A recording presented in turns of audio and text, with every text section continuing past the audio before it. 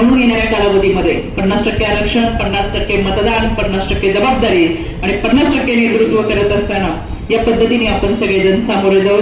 22 तारखेपासून आदिमाया आदिशक्तीचा जागर सुरू होतोय। खऱ्या अर्थानं माझ्यासमोर सगळ्या आदिमायाचा जागर बसलेला आहे आणि या सगळ्या आदिमाया आदिशक्तीचा जागर होत असताना स्वतःच्या आरोग्याची जरूर काळजी घ्यावी, कारण की मी प्रत्येक ठिकाणी सांगते, नवरात्रीचे उपवास कोणाच्या भावना मला दुखवायच्या नाहीयेत, पण कडक निरंतर उपवासाच्या मागे लागू नका। आधीच आपले हिमोग्लोबिन फार कमी आहे, 5-6च्या पुढे काही हिमोग्लोबिन नाहीये, फार 7-8 पर्यंत भरतं। इतकी वाईट अवस्था आपल्या शरीराची असताना सुद्धा या सगळ्या गोष्टींमध्ये शरीराची हेळसांड करू नका। चांगल्या पद्धतीने आरोग्य आणि आरोग्याची जपवणूक ही आपण आपल्या महिलांच्या शरीरामध्ये केली पाहिजे। खरं तर सुपर वुमन म्हणून कधी स्वतःचा थोडी सुपर वुमन म्हणत असेल तर सांगा, आम्ही सुपर वुमन नाही, आम्ही वुमन माणूस म्हणूनच आम्हाला जगण्याचा अधिकार द्या, खऱ्या अर्थानं सन्मान द्या। सुपर वुमनच्या नावाखाली 100 किलोचं ओझं आमच्या डोक्यावर नको।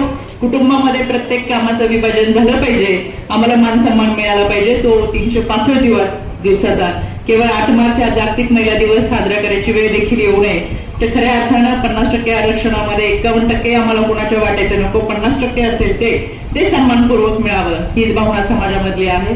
आणि म्हणून खऱ्या अर्थानं महिला भगिनी म्हणून महिलांचा हा संघर्ष, महिलांची केलेली वाटचाल आणि या सगळ्या यशामध्ये तुम्हाला खरं नवरात्रीच्या मनापासूनच्या शुभेच्छा देते आणि थांबते। धन्यवाद। जय हिंद, जय महाराष्ट्र।